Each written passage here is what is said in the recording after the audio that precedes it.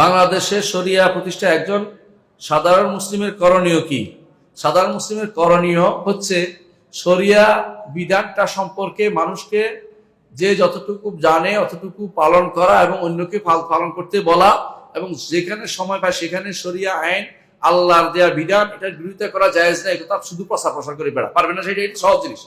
এর সে কাজ হলে প্রচার করা যে আল্লাহ শরিয়ার বিরুদ্ধে কোনো আইন থাকলে এটা কাফের হয়ে যায়, কেউ প্রচার বানাইলে সে আমল করলে কাফের, এগুলি প্রচার করা তার দায়িত্বের ভিতরে পড়ে।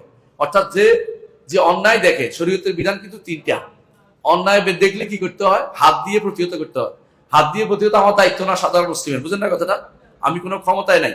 2 নম্বর হচ্ছে মুখে বলা, পারবে না বলতে পারবে, অন্তরে ঘৃণা করতে পারবে কিনা পারবে, অর্থাৎ ওই দুইটা তার চালিয়ে যেতে হবে। অর্থাৎ সাধারণ মুসলিমের দায়িত্ব হচ্ছে মুখে বলা, অন্তরে ঘৃণা করা ওই সমস্ত বিধানকে যেগুলি শরীয়তের বিরুদ্ধে চলছে, এবং ওইগুলি মুখে বলা তার দায়িত্বের ভিতরে পড়ে। না বললে আল্লাহর কাছে ধরা খেয়ে যাবে, আল্লাহর কাছে পার পেতে পারবে না।